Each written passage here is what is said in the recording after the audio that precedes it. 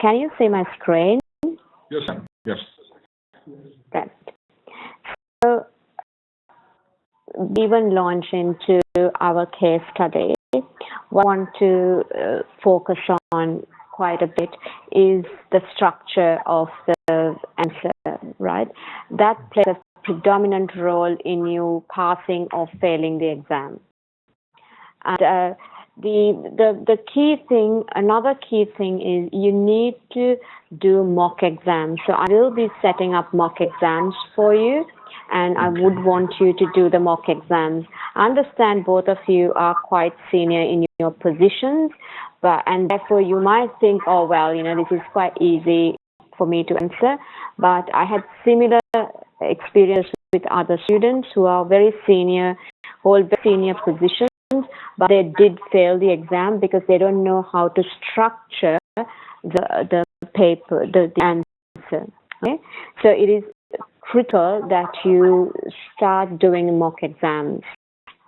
Now, this is about me. I guess you have through our website as well, and this bit of an introduction who I am, my credentials and stuff like that you understand who is your lecturer.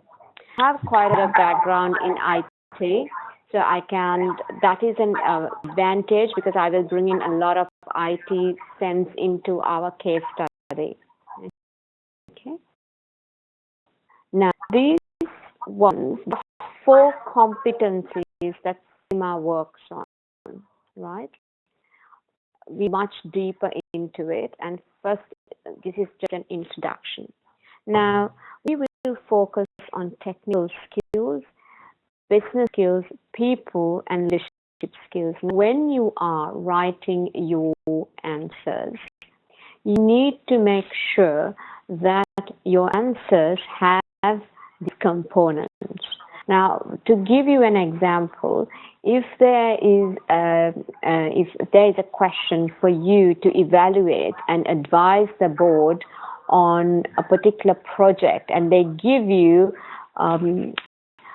mathematics behind it, for example, the NPVs, the discounting factor, as well as your financials around it, just merely looking at the financials will not, giving an answer based only on financials will not give you a pass mark. They will fail you. Okay. Now, there have been students who have achieved pass marks, the mark they have achieved, but have failed the exam. Reason for is that when you're structuring an answer, yes, these 4 areas should be covered in whichever aspect. At times, Gavin, it's not possible to bring in all 4, right, for obvious reasons.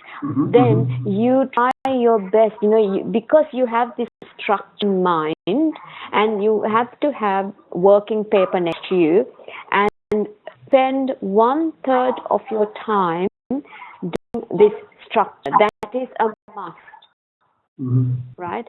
It's non-negotiable basically, because if you don't go into that structure and set up an answer, again, you will fail, because you will otherwise give a kitchen sink answer. And so I will come up with examples as well, so that it is clear for you. When we look at the technical skills, what they are, in this case, we are looking at final accounting, reporting, cost accounting, right? Those are the ones here. The treasury management, risk management, internal controls, right? Accounting information systems. These are the technical skills that they're looking for. Okay. And what they're looking for you to do is to apply skill into your exam question, right? And provide answer. Question so far? Right. Yeah. Now, the technical skills in this stage is 39%, right? So component of your marking goes into your technical skill at this stage, right? The management stage, they are looking at more technical, for you to provide more technical skills here. Okay. If you go into your business skill, that is the next heavy one, which is 24%. And looking at strategy, analysis of market, macroeconomics, environment around it, process management, business relations, project management, and the regulatory environment. Okay, so more of like, let's say in our case, we're talking about a pizza company, correct? Mm-hmm. And we're looking at, well, business around it, right? We're food industry and also the fast food industry. Okay, you need to put your business sense cap on and think, well, what is going on in the food industry currently? Okay, there's heavy focus on fast foods, and they're looking at, you know, there are a lot of regulations around it. Because fast food is now there's a lot of pressure on these companies to put in good product used into their itself, right? Make it more healthy, because more and more people are going into obesity and type 2 diabetes. As a result is these fast food companies, right? This is all over the place, and that is that business sense that you need to bring in to your case study. Okay, really interesting case study. So you know, we can go through it quite well. Our next one we talk about is people skill. People skill is 21%.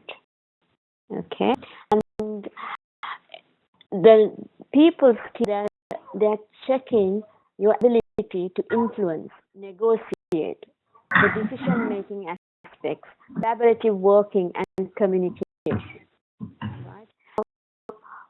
This is, again, is quite important as to, you know, you can link. Now, we've seen in the food industry, and we are actually making some product and selling it to customer. We need to consider our suppliers as well, right? How do we collaborate with our suppliers to give us good produce? If you're talking about organic produce, right? I mean, if you look at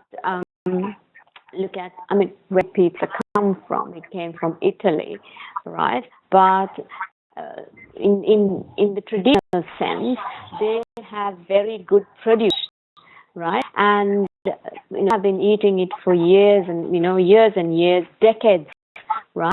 And centuries, but nothing. I mean, they're not into this obesity. They're not that way inclined. The reason is the product that go into these. The pizza is very good quality.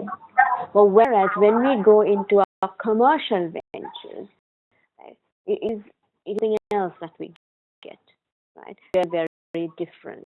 The product that goes into this is something completely different. It's like your Nescafe and your proper coffee that you get in coffee shops, right? There is a difference between these two. Okay. Again, we're talking about people skills. We're looking at how do we negotiate even as employees, as stakeholders, and even our suppliers. The suppliers play a massive role. Okay. Talk about your leadership skill, which is the list here, which is 16%. Okay. So, that one, leadership skill, is 16% because they seem, they've structured the exams in such a way so that they say the person who is doing this exam would be in kind of management, right? So management, your leadership skill is 16%, right? And what we're looking at is your skill to bring teams together, coaching, mentoring, high performance, and change management, the ability to motivate and inspire. Management plays a significant role, okay? And I'm sure whether you guys have worked outside Middle East, but in the Middle East, I find that change management is very, very limited. So as a result, the exposure of the people to change management is very limited. Okay? They don't understand what change management is, but we'll go through that. Any questions here? Okay. So far, so good, right? It looks very easy.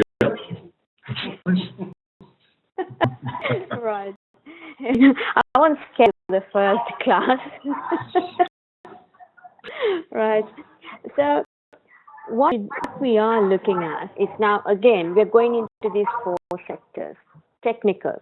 You need to know how to go through the balance sheet, profit and loss, analyze the variances, okay, look at the competitors, look at the industry. Okay. Even though in your exam pre-scene has not given you industry statistics, right? Or you should research on those, right? This we will do as part of our class to say, okay, this is my financial. Then we got the competitors, but then what about industry, right? Because then we can set up a benchmark, and when writing our answers, we can bring in this. Right? You can say, okay, for example, the sold would be X percentage in our company, but industry, it might be far less, right? So we can say, well, we need to strive to achieve that, and there might be some improvements we might have to do in our processing. Okay? So this is how you will talk about things. We will also look at net present value. So do you remember how to do the NPVs, IRRs, payback? Yeah, just need to a little bit of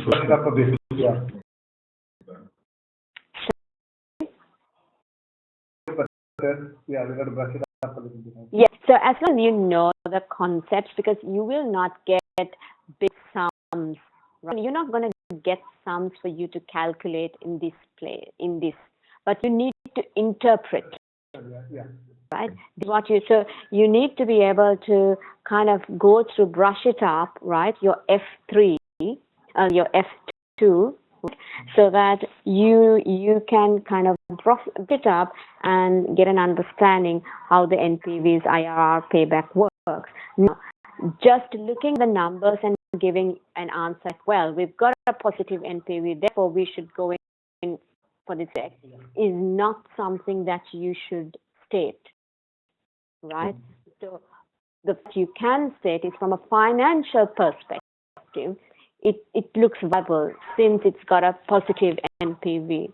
However, now we bring in the people skills, right? People skills in saying, you need to consider the impact that it will have on our stakeholders, maybe primarily our employees or even the society, right? The things that need to be brought in. This is where you're going to get marks. Okay? Then we go into financial reporting. There is something called integrated reporting. Okay, this is something new. That's me. Okay, integrated reporting. I will go through that, not in this class. Some subsequent classes, I will go through. I would want you to do a little bit of homework on integrated reporting and come up with, give me like a paragraph. What is integrated reporting? Okay, you will not forget it then, right? Each class I will give you some homework to do so that you will not forget these things, right? But just giving it to you, you're going to forget it. And when suddenly it's there in your exam, you will wonder, what is integrated reporting. I learned this. This is something foreign to me. Okay. It is an important aspect, and you need to know this integrated reporting. Then would be disclosures. They will be talking. You will have in your financial statements the disclosures. You need to decipher information from these disclosure statements as well, right? And talk to it at the time, right? We talk about financing of a project, right? Expansion or growth, right? How do you do it? If it's you need to look at how are you going to structure it, right? The debt and equity, or is there any other financing structure that you will use other than our traditional methods, right? You need to consider. You need to be quite creative as well, and come up with different financing methods that you can use. You need to also consider the current debt and equity in your company and see, well, is it viable? Can we really go in for more debt, or should we float equity? What's the advantage of getting more equity, right? Now, another one they will focus is on risk. Now, in your paper, there is a couple of pages on risk, right? The company's risk is really important. You need to understand how the risk is mapped, the risk appetite of the company, and the TARA thing that's written here is about transfer. I will go through it as well with you subsequently today. I will go through it. It is a model. It's called the TARA model. I will go through that. Okay. We'll consider the corporate governance. Ethics will come to play as well. It plays a significant role in CIMA and the corporate governance aspects of it. Right. Then we've got the controls, audit, and fraud. That constitutes the technical aspects of area that we will look into. Now, I really love these three areas because these are the things that change constantly. The technical stuff does not change because how much can you change a profit and loss balance sheet, NPV? It's mathematics, right? So it is quite static. But wants change constantly, right? This is where a lot of people find difficulty. They are very good in this piece, but they find this part very difficult. What is the case here? What is that? The reason is, especially if let's say if you're a chartered accountant, you've been forced to, and they're trained to think more. So with CIMA, what they are forcing the accountants to do is to become business people. Yeah. Business and finance, not finance and business, but business and finance partners. Okay. What we have found out, and speaking to the industry as well, because CIMA, they have been pretty good in this transformation. They have kind of evolved quite a bit in their syllabus and structure and everything like that. So traditionally, they have been looking into numbers, quite a lot into the numbers. So as a result, you can see the accountants you produce are only numbers people. Right. Okay, and if you've been in companies, you will know accountants are generally hated by the marketing guys and everybody else. Just come because I think it's about amalgamating both. You can have numbers, you can say the ratios, but is it theoretically or practically possible? Does the business allow? What's the sentiment? What is the market? That's what I think. That's key. If you can bring both, by tying in that, when you tie in people, leadership, because all these have to be genuine person to come through. Exactly, because we are as accountants, we are very good, and I've seen it, especially when I'm teaching the chartered accountant students, I see it coming out very clearly. The numbers, they're very, very strong, but when it comes to the other sectors, they are not. And especially when I go through the case study, that's where it comes out clearly. This is the way they think even in their business world. So the business is not happy with the accounting bodies who produce accountants like this. This is the reason why SEMA has changed.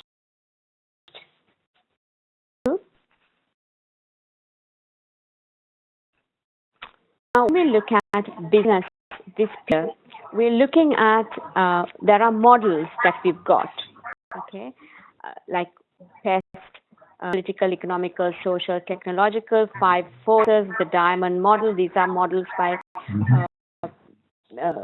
Porter, right? We also got stakeholder analysis, and like Mendeley, he's brought in this model. Right? Then we've got strategic options. Right now, strategic options are required when we go into a project or when we are going into an expansion. Right? How do we analyze it? There are certain models that we use. Again, it's not about you talking about the model. It's about your application of the model into this exam. That's what they're looking at. And this rational, emergent, freewheeling, incremental, these are all strategies, right? Different types of strategies that you can use depending on the business that you're in or the industry that you're in. Let's, for example, if you're in the banking industry, you will do something rational model. The reason is this is a very traditional industry, right? We cannot go on changing things as and when we like, right? There are rules, regulations that you need to follow. Yeah, because the more regulated sector, as well as you are working with other people's money, right? Lending, and also using other people's money. So it is a very traditional type of business. And therefore, you will go in for a very structured way of doing strategic plans. Correct? Now, let's say I'm in the fashion industry. Right? If I'm in the fashion industry, I have to have the agility to move very quickly. Or if I'm in the technology industry, right? I have to. So if I go and sit and start planning for 6 months, 7 months, everything has gone. I've missed the bus and the boat and everything else. Okay, because the industry is such, it is very dynamic. Okay. Now the next one, in business sense, we talk about impact of IT. Now impacts everything, right? So there's a lot of innovation that comes with IT. Hence, we will talk a lot about IT and how creative that we can get. These ones, human resource management, quality management, that is QM, this will be in your area as well, because that's your line manufacturing industry. Yeah. We will talk about talent management. We talk about balanced scorecard. Right? These are SVA is also a value action, how we add value. We'll talk about that. Traditional controls. Right? You can see there is a lot to do with models. We have a lot of models, and then it's an application of these models into the business. Okay, that's what this is. Okay. So far. Yeah. Now, Paul, we talk about stakeholders. As stakeholders, we'll talk about different types of stakeholders, employees to government, others who are consumers as well. Okay. You will have people, certain groups. Okay. In this case, because you are in fast food industry, there would be a lot of other groups that you may need to negotiate with or work with your products, right? Because they may come up with so many push saying this is fast food, therefore it is not good for you. But if you are actually having produce that is very good, which is organic, which is healthy stuff, well, you need to have some negotiations with these people, with these stakeholders, right?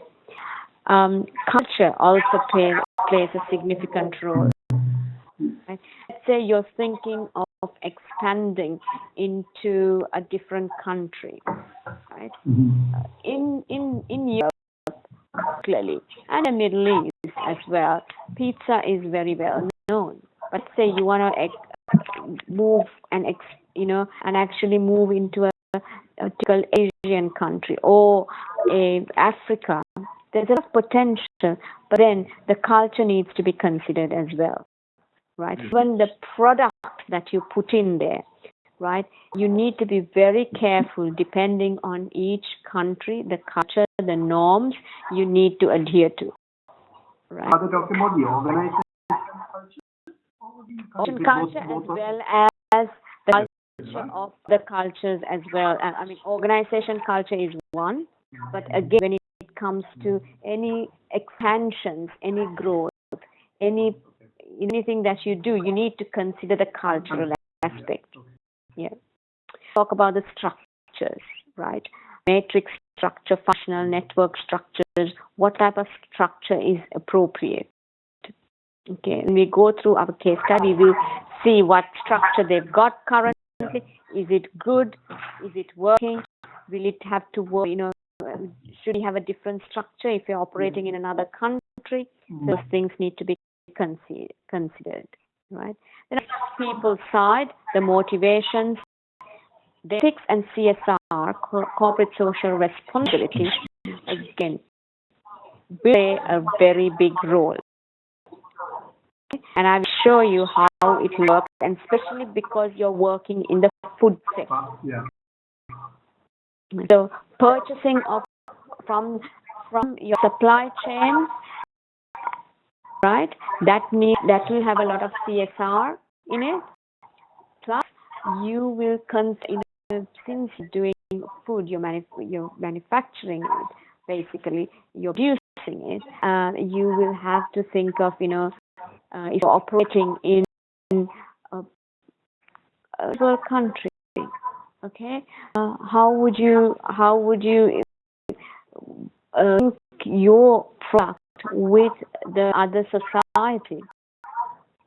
So you need to have kind of a very CSR hat on when you're looking at this case study to see how can you, with your food, can you upskill these people, or again, there are times where people go hungry. So in a place like that, how can you help society?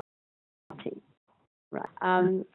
I remember when I worked for some time in Sudan, and then we had this activity we used to do as as expats to do some activity. We used to do this thing called running. Okay, I don't know whether you're familiar with it. No.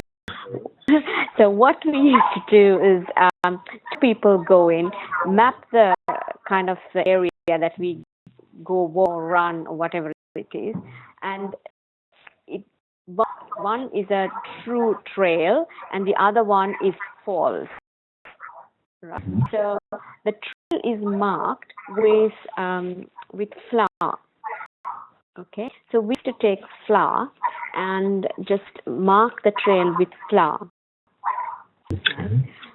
So we really didn't realize the impact of using flour, putting flour on the ground. One of the locals mentioned to us, listen, you guys are just throwing flour on the floor, whereas there are millions of people who do not have food. it not even occur to us, right? So that's how insensitive at times people can be, because you're kind of used to certain things, you take things for granted, but not realizing, well, the society that is around you can't afford a meal and you're throwing a raw material. Right? That's I brought in this example to just to give some context. Leadership is the least amount that they check, like 16% is leadership. So they're not focusing on leadership skills that much because you're in the management level, not in the senior management level. But still, there is 16%. You need work is one of the key things that they will be testing you on. Managing change, right? How do you carry out change? That's important, because through your case studies, you will have either you're expanding or you're doing a new project, right? Hence, you need to bring in change management. So has anybody worked on change management, Gavin? No, not directly. Done any projects? Project has not led me. You have a project, but Yes. what sort of project was that? Yeah, an IT rollout. Okay, it's a good one. But I rollout, how did they communicate to the people? Was there structured communication? Was there structured training? Because it was not a full. One long ago, yes, there was. That was a complete change. That was a complete change from one system to another system. There was, federation of the systems. But if you ask me in terms of, showing people, what is the change and all that, it goes to that extent. Right. Well, you, I Yaku, understand what you're coming from, where you need to be people, some people yes, have a system to change, how do you manage them, some people will not change. Then I take a call on either you in an organization or not. Some people take time to change, right. take the process in how you manage it. Yes, yes. What about you, Yaku? Well, not yet, I believe. I mean, we are planning now to install a new ERP system in our organization. Right. It's not happening now, so I'm anticipating in the near future to do that. Right. Okay. So this is where you will, when you are introducing a new ERP system, this is classic case where there'll be a lot of resistance to change. Yeah, people, whether they first thing they lose their job. And very normal. Very normal.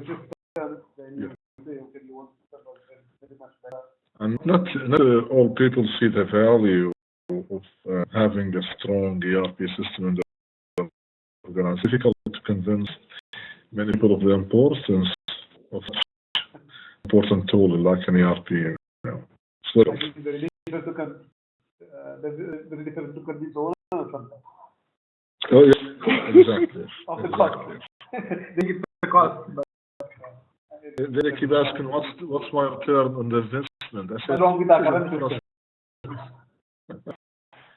Yeah, and rightfully so, because it's very hard to give a return on investment on ERP, right? Because you bring in ERP does not mean your cost is going to reduce. You're going to have less people. Actually, it's going to have the opposite effect. Yes. Right? I wonder, why did you do this? The benefits should be different. The benefits of the IT should be spelled in different ways, maybe in terms of. Correct. Yes. There are benefits. Obviously, not. No change. You do change. Yeah, I think that means we need to spell out to all people in terms of the owners, in terms of the staff body. Yes. There are some people more involved, some people less involved. Either the back end or the front end, a new system, a new thing, it might be good for the people who are that might in terms of impact or in terms of MI, in terms of, I think these are the benefits that Yes, it has its advantages certainly, and you can't it's difficult to quantify it monetarily. Right? The benefits that you can gather. Yeah. I mean, leading the change, that's something that will get tested as well. There are models around it, plus there's a structure as well. And you talk about change agents, you have professionals who come in and who carry out these changes, and it is very well structured, right? And in Australia, we have this extensively, and actually at times in Australia it goes to the nth degree, and it is too much. We spend a lot of time and money on change, right? Whereas in the Middle East, it's nothing. We don't even have a project line which accommodates change management. True. Right. When it comes to the business skills, right? We talk about first we need to understand what is the goal of the firm, right? What is their strategy? Where do they want to go? This we can understand when we go through our case study, right? Look at case study, see what they are, where they want to go, what is the background, okay? What is their strategic positioning? Are the competitors? What about the government? Is it operating in one country, or are they planning in operating in different countries as well? This becomes quite important because this sets the scene for everything else. Okay, this is like the foundation. Yes. Economic is the financial feasibility, impact on profit, cash flow, and share price. Right? When you go to do something, now, what is share price? Now, there is no correlation between share price and your profitability. Right? At times, when a general manager or a key staff member of the company leaves the company, the share price dips, even though the company is profitable. The share price is basically a shareholder's percent of how much the company is worth in the future. Right? The price is. Right? So even though, like I said, even though the company is profitable, the share price may dip. Again, because it's a fast food company, so there are some bad sentiments, bad things that's published in papers, in the media.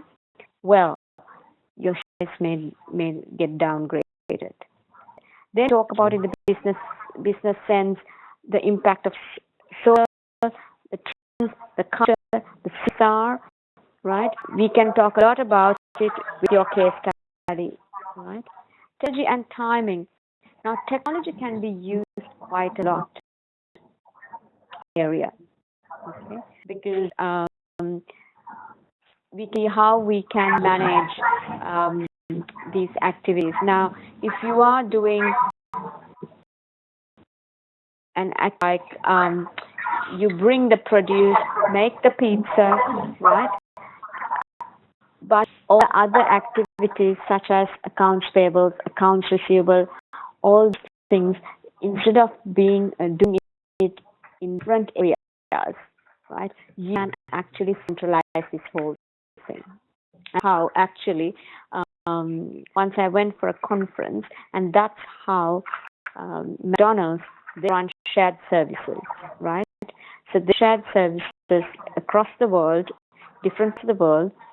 So Philippines will do accounts receivable, India will do accounts payable, right? So they have centers that therefore certain processes of the company. Okay, so you can sorry. go. For global, Yes, Globally, globally they centralize it. oh, I think that's the same thing, mhm. right? Because, you know, if you look at certain activities done in different parts of the world, if you're one company and you're doing AP, AR, collections, all these things, you're doing it in different parts of the world, it's meaningless. Bring it together, do it in one place. It will also give a lot of standardization. Yeah. It will bring the internal controls, right? Sort of governances. Yeah. And No. No. yeah. So that's related to business skills. People skills, again, we looked at, so I have to, obvious staff and management is obvious, but then in this case, we will look at suppliers, media, government bodies, interest groups. Now, the interest groups will be one of our key people that we need to work with, right? Ethical issues will also come into play. Again, of the type of business we are in, and we need to also look at the competitive behavior. Okay. I think I've gone through a lot on leadership skills, so I wouldn't go down this one so much. Yeah, I think we've gone through a lot.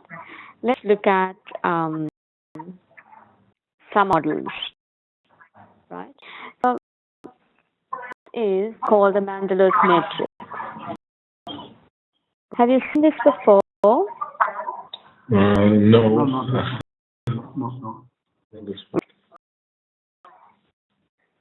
You will need to do is certain models that we've got. I think some of you guys, I think when you have the books, you can go through that as well. But Yes, exactly. it's there in you know, if you don't have the book, just go into Google and have a look as well. Now, what is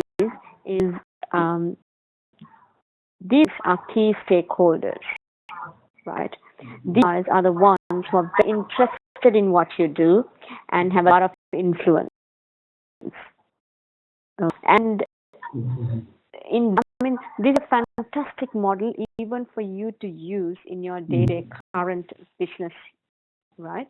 Because you need 8 hours and you need to kind of focus on the guys who are very, very influential and have interest in you.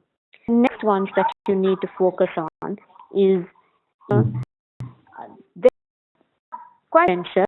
They're not all interested, but because they're influential, you know, need to kind of them going, right? And basically touch base with him on a regular basis. And then, you know, you could see how this is very important, and you need to be able to memorize it and put these quadrants in place, and because they won't ask you to name the quadrants, but it's a case of bringing this model into your answer, right? Talk about interest groups. Interest groups will be here, right? They're the ones who will be very interested in what you do, are quite influential as well, and depends, of course, which part of the world you are in, right? So they have a lot of influence on what you're doing, right? High, low interest, and then you get low power, low interest. So you really don't need to spend a lot of time. Okay, you can keep them informed. Email, that's fine. These guys are the ones you'll have to have a communication strategy. You have to meet them regularly. You have to have town hall meetings, email them, all kinds of things, because they're quite influential. Play a key role. Excuse me. When they high power, means they have power to influence in terms of media, or is it power? Now, if you take high power, low interest. Now, in the banking sector, you regulate. Your regulator has power. and high interest also. So you need to a key player through this contract. Now you have a stakeholder like a customer. Yes. He has low power but high interest. Much interested in what you're doing, right? If you're taking the food sector, if you're taking groups, power. What do you mean by power? This is where I mentioned the interest group depends which part of the country you're in, part of the world you're in. I think if it's Europe or something, the interest group has a direct power, although they must be not having regulatory power, but they must be having power to influence. Exactly. Now, if I talk about something like I was in oil and gas in Australia, right? The community have a lot of say, right? And they are very high power, high interest because they can actually in the government and to shut down, right? Because shut down a particular company because if they think this is not good, the community is very, very strong. Okay. Now, if I look at Nigeria, they can get away. These oil and gas companies can get away with anything. Yeah. Yes. Even though the community is the same. It's people. People are crying out and saying, no, we don't want these guys to work in. We don't want these guys to be, polluting our rivers. But they have no power because government is so corrupt and they're very powerful. And they say, well, don't bother about these guys. You just do whatever you want. And you, sorry. Now, say if you are doing a project in Nigeria, now your interest group is, the community is low power, low interest. Yes. But does it mean now based on your corporate social responsibility, CSR? Is it ethical to do it? No, it's not. It's a very, very good question. Yeah, because you're speaking the line there. You are not. But because this low power, low interest group, can I say you do anything what you want? You can't. Not the case. No, can't. Now there's this really good movie on YouTube called The Corporation. Right? And they interview Shell CEO, and exact question is asked. Okay, because in the Shell, they operate very differently in Australia to in Nigeria. Okay, and in Nigeria for 50 years, right? As companies, this is where even though you are operating in a country where the people, the human beings there do not have that amount of power within them, does not mean that you can abuse. It does come out a lot these days through social media. Some time ago, no, because the media is shut down or whatever it is. But through social media nowadays, it is quite it's out. Right? When we talk about this thing that happened on the first night with the Address Hotel, a lot of debate going on. Really actually did fatalities. It should. Really, there's such a big fire. So people were saying, well, even though media can get, you can shut the media down because social media is available. You can't shut the whole world down, right? If something happened, it would have come out, and there was absolutely nothing in the social media, right? So that's how powerful social media can be. Right? Any more questions on this? We will go through the Mandela's matrix later on, but because we'll link it to your case study. That's what I will do. But you have to do here is you need to memorize it. To memorize the quadrants. Yes. This part you need to memorize this one. and this one will automatically come through then if you can, memorize this one. Now, heard of Porter's five courses? Yeah. Okay. So this will basically kind of give you a view of how competitive the industry is, right? And depending on what country you are in, like in Europe, if you're in Europe, the pizza company would be, it's a very competitive area. Okay? How can you differentiate your product?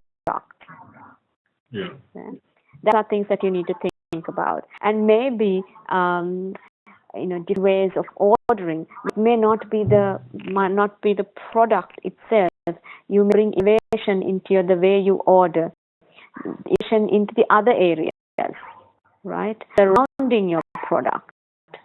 Okay, so that's something that we'll come through and discuss, because if your market is very competitive, how do you bring this, make creation, right? We'll see now, for example, there are a lot of coffee shops in Dubai, right?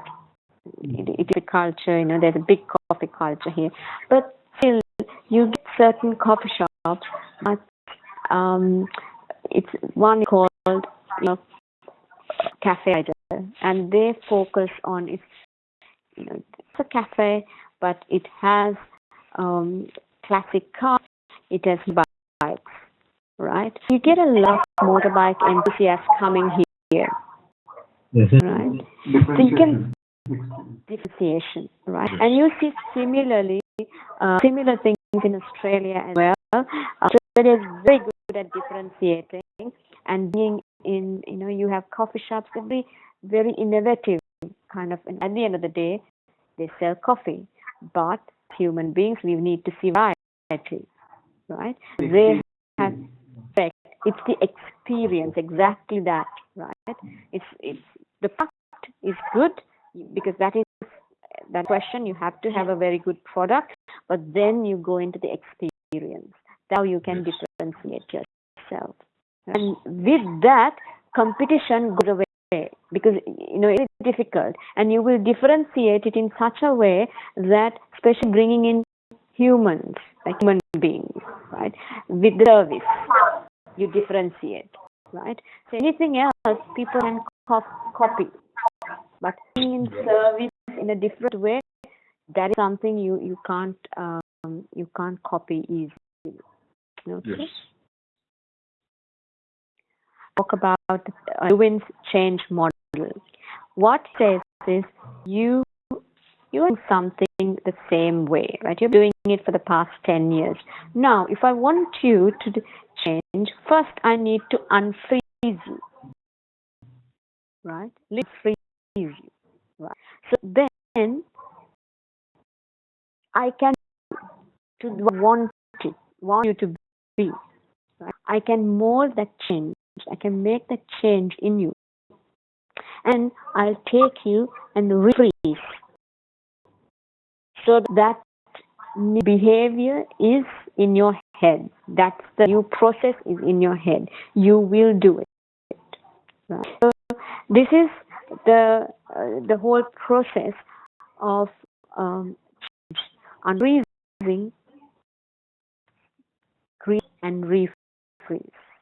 This you will find a lot of resistance in this space, right? This is where you will need to get your people, professionals, to come in and then talk to employees on benefits of the change, what's it for them, how it will help them in your job, how it will help them in their future jobs. Only the current job, because an employee is always, you will bring in change agents who are outside of the organization. Okay. Because employees will always resist if there's somebody of your own coming and telling you to do these changes. Right? As a result, always an external consultant will be employed to do it. Yes. Okay. Any questions or any experiences that you can relate where things have not gone very well because we didn't have change management? Sometimes I may be wrong, but we have had issues where, a new money that comes in, you know, that has to happen in the consultant. Right. Behind they come, these things to be changed without understanding the actual culture of Correct. you can, and I think this can be done in a week or a 2 week. It is massive change. So you just get people coming in, which without understanding the actual, because Yes. they're just concerned. And no, I agree with you in terms of they bring in a different dimension, they bring a different view. yes. But sometimes I think in the company, because they're bound by the change. These guys can do this. This is you. This is just a view, and it works. Sometimes, but what I saw is these guys. I think they come in just giving some suggestions, and ultimately no stakeholders. They don't buy into you. Correct. Taken in, then.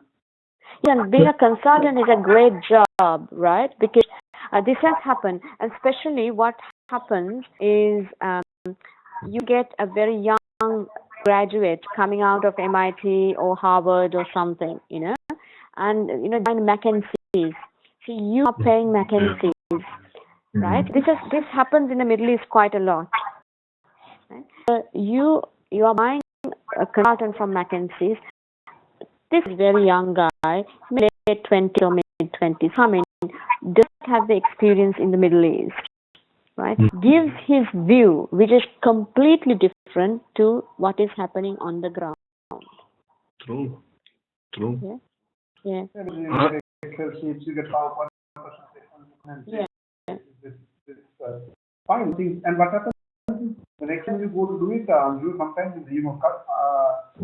employee assistants, you have part of not failed experiences, but things that, and management sometimes do it for the sake of doing it. I'm not saying it should not be done. Yes, it should be done proper way. And sometimes, like you said, Middle East is a different kettle of fish.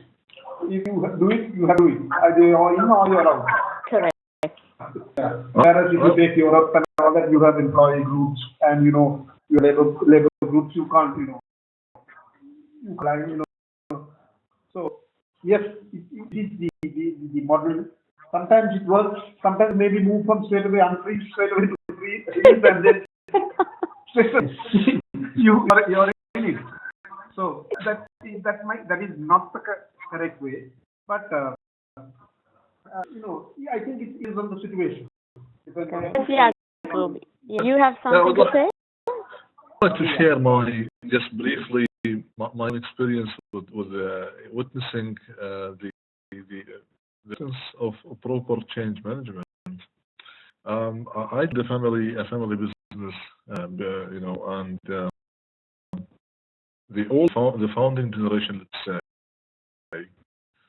knew that we should focus on providing products, physical products to the market, steel, cement, But as time passes, the new generation steps in, and they have their own point of view that no, we need also to bring in services, provide services to the market. As religion, the potential, but there is no enough due diligence made. What about you have competitors in place, and the competitors have practice. They have their own their own ways of dealing with the labor. Yes. Just an example, our competitors put 16 poor from Bangladesh or Nepal in one room. But our founder, he has high ethics that it doesn't matter. We give our labor furnished apartments. We give them nice utilities. So why go and service market while we don't have the same playing rules with other competitors? In the market for years. So we are suffering because of that. We have cost. Competitors have lower cost. We charge high prices. They are very competitive in their prices because it's small things.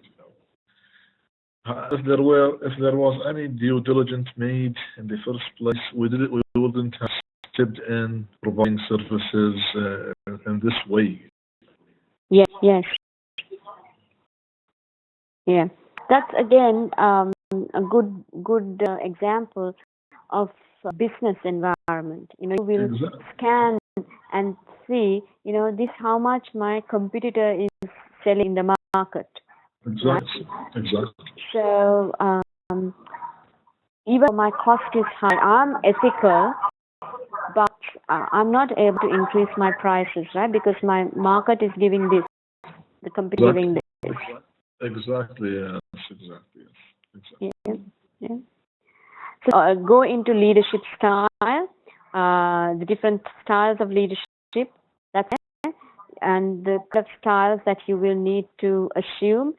You will see if you're dealing with low-skilled people, laborers, you will have to work and operate. Their leadership skills will be different to that of if you have to work with professionals, right? Because the way you will deal with the professionals are completely different. We have to give them space. You have to respect, their views. You have to stand their views as well. Get them to buy into what you have to say, or they may come up with different suggestions. Explore different suggestions as well. But when it comes to dealing with the lower skilled people, it may not be the same way. And we also have to think of the rational leadership, right? Depending on the situation, you will act differently. And also, you will need to consider the different countries. In each country, your leadership style may need to change as well. Next one. This is the model. This is political, economical, social, technological, legal environments that you need to understand, operate, because this is the area that you're operating in. So if you're going into even if you're bringing in a new product, you need to consider this. If you're going into a new market, you need to consider this, right? Because each of them can take you in a completely different direction. Okay. And corporate governance plays a big role. We talk about you govern.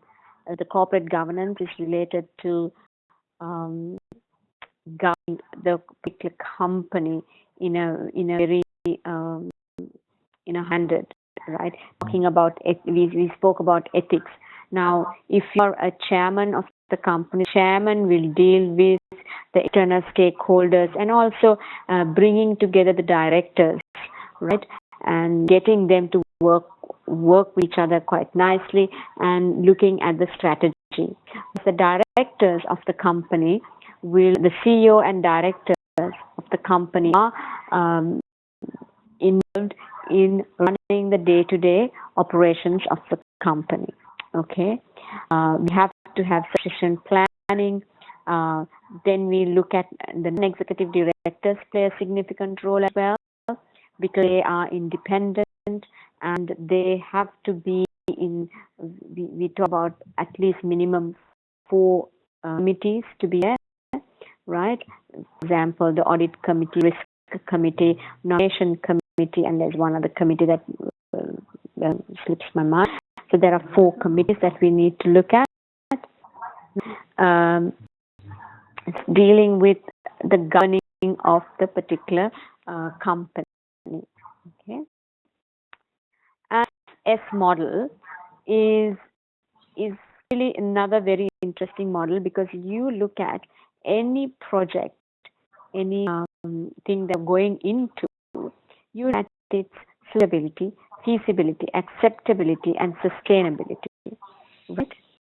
Previously, we had only SAS model, but because quite recently we have brought in this S, which is sustainability. Right? So just again, merely looking at the technical aspects of a project, you shouldn't think that project is going to be fantastic, right? Because if you put in the SAS as model, you may realize, well, it is a project, even though it looks fantastic, it's not something that may be accepted, right? I'll give you an example of this. Unilever thought of expanding the product Marmite into India. Okay, Yakub, are you aware of this Marmite? What we call Marmite? Do you know what it is? No, is it like a soap, or is it like a detergent, something like this? It's a bottle. I think when you're aware, Marmite. What Marmite? It's like jam, something like that. Yes, something like a jam, but not a jam. Not a jam. It's not sweet. Okay. Actually, you know Nutella? Yeah, I know. Yeah, something like that. It's a paste like that, but Nutella is very sweet. This more sour. It is sour. It's not sweet at all. I see. Okay? And the color of it, it's black. Okay, it is. The smell is, it's kind of acquired smell, because it's from East. It's of East. I see. Okay? So what Unilever did was they looked at the Indian market and they said, okay, 1 billion plus population, fantastic. Yes. The cost of this is cheap, right? So one can afford it. Right? Less than, it's like buying a pot of jam. It's not that expensive at all. Okay. So yes. Looking at the Indian market, the middle income market is massive, right? So and they already have the distribution channels and everything in India, right? So they don't need to invest anything more, only bring this product in. Right? So mathematically, it is a fantastic product. It's a success. It's a winner, right? When they brought this into India, it was a disaster. People didn't like it one bit, right? The color was horrid. Okay, the food they didn't like, right? Even for free, they couldn't give it to people. Okay. So it was a big disaster, and the thing is, they did not realize that as human beings, they're not, they look for certain things that you're used to. Now, the Brits love Marmite. They are very familiar with it. They have grown with it. It's something they love. Okay? But just because they like it does not mean everyone else in the world loves it. Right? That things went wrong. And there were very qualified people from Unilever, very senior people who came and who did this research. And suddenly they found out, oh geez, what we thought was going to be a fantastic product is a disaster. Right? No, I don't know that there is animal fat in it also. So there is no fat. Fat that we use are completely vegetarian. So that because some have this notion there is animal fat in Marmite. Right. I don't know, but I was watching this, and then the people hated it because of the color and the smell. them to it. But then they said, oh well, how about let's introduce into the biryani and see, right? It went a bit okay, but a success. See, a project which looked pretty good from an acceptability point of view, it didn't work. Okay. Ansoff matrix is another model that you should be looking at. Okay. Have you seen this before?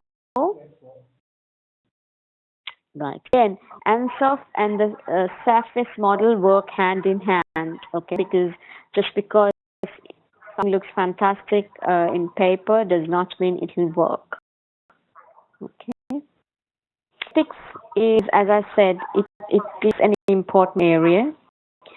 So, in this case, what we are focusing on is you need first, if there is an issue, you need to look at what are the facts there, right? Specify the facts. Once you specify the facts, you have to consider if it's ethical issue, right? Legal. If it's legal, you don't need to worry about too much, legal or illegal. That everything is legal. It's easy. It's an illegal activity, so you can kind of very safe. But when it's ethical, ethics is something. It's not something which is it's not illegal to do it. Exactly what you mentioned, Yaqub, where you can have 16 laborers in one room. It's ethical. Yes. It's legal in Saudi. There is no regulation in Saudi Arabia to force companies to treat people or labor, in a humane way. Yes. Yes. Now we need to look at which fundamental principles are affected. The fundamental principles in SEMA, I will talk this to you, present this to you in another class. There are 5 principles of SEMA. Okay, and you need to look at that and say, what is compromised. Then you look at who is affected by this activity. The people who are affected. Then look at possible causes of action, internal as well as external, that you can go into. Okay? Yes. And then you look at even that, after that, you can resolve it. You will seek for professional or legal advice, and then if it's not working, you will move away from that situation. So you will not get a clear question saying, okay, this is an ethical question, this is a situation, and like I said, right? But you may, within a question, this thing will come through, and you will have an opportunity to talk about the ethics there. Yes. Okay. Again, risk manage a big part in your case study. In your case study, if I remember, there is 2 pages that talk about risks. Okay. So we'll go through this one as well with the case study in detail. Okay. And you also have the risk management cycle that's run by SEMA. Basically, what do you do is identify the risk. Right? So this is where you will have a risk register and prioritize them as well. Okay. Understand and assess the scale of risk. What scale of it? Under risk. Okay. Give a risk response strategy. If in, what would be my response? How do I work? Right. Their strategy and allocate responsibilities. Each of them, you say in the event, how can we prevent something? Right. And if it happens, what actions that we need to take? and monitor, have controls here, review, refine, process, and go do it again. Right? It is circle because you risks will keep coming on, and even the ones that you identify will change. Why do you think the ones that you identify will change? What is the reason behind it? It can change, environment Correct. can change, regulations can change. Yes. Yes. So we did mention earlier about a TARA model, right? Transfer, abandon, control, and accept. Right. Here, they will not ask you to go into detail about the TARA model. Again, you have the opportunity to bring in a model and talk about it. That's what it is, right? So if the severity is high but frequency is low, this is the opportunity you can take an insurance, right? If high in both ends, then you need to abandon that project or avoid it, right? So you need to go through this. You need to understand this one as well. This is another model that you should kind of memorize. It will help you even in your next exam. Again, related to risks, right? What are the financial risks, hazardous risks, operational risks, and the strategic risks. Strategic risks are related to the company and it will impact its long-term perspective, right? You talk about growth strategies, branding, image. These things will impact the organization on its long term. Right? Option is current operation of the organization and the risks related to that. Right? Financial risk is, of course, related to finance, and hazardous risk related to third-party liabilities, natural disasters, employee injury. Now, in our case, it could be something like food poisoning, right?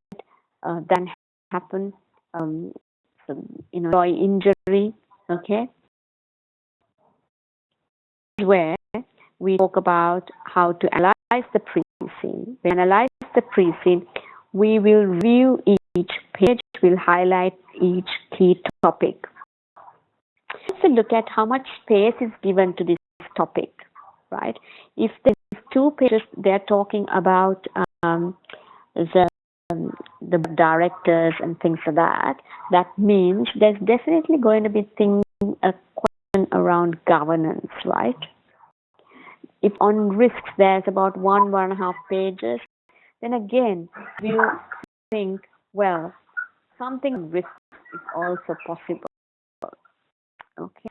Then look at what models you can use and the directors as well, right? Look at the directors as the past trend, the past exams, the issues that have come about.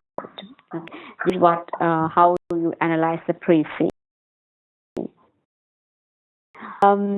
So highlight the key issues, prepare for that, practice mock exams, as I said, read industry and real life companies in that industry.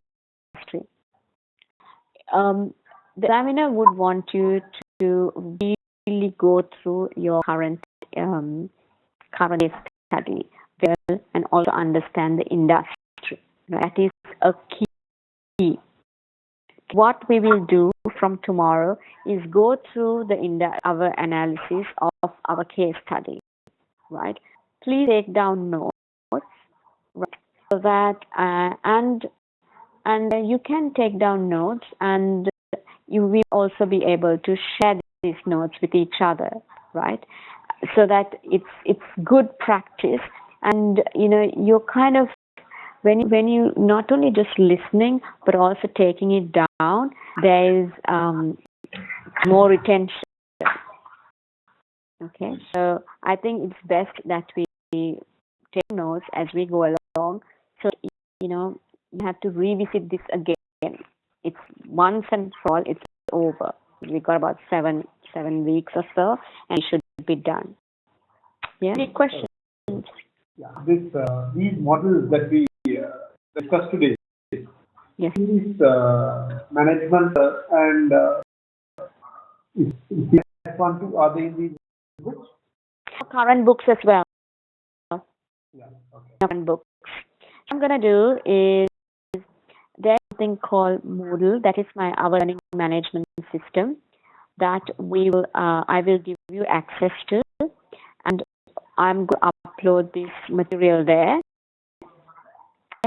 And I have mock exams there as well for you to practice, right? It is towards the end of the classes. I won't have the mock exams as of now. And this is where we will have our notes to our pre-scene as well. Mm-hmm. Okay. So, tomorrow? Yes. So you need to do a little bit of research on the integrated reporting. You just have a brief about it, like a chapter, what you learned, right? And we'll start with that, and we will go into our case study. Okay. On the, I think that class is on weekday. That 6 o'clock your time, isn't it? Is it too early for you? It might be a bit, because with the traffic to get back home, might be yeah. But I think that's towards that February. Right. I mean, we can change the timing, so don't worry, Yakub. I think we can delay it like 8 o'clock. That's 7 o'clock your time. No. 7 o'clock my time. 6 o'clock. It at 7 o'clock your time. Is that fine? That's fine. Right. At least I have an hour to come just to get fine. All right. Okay. Thanks. Okay. What's up the time tomorrow, Anju? Yes. Okay. Thanks. Good night. Okay, Anju. See you. Bye-bye, everyone. Bye-bye. Bye. Thank you. Have a nice day. Bye-bye.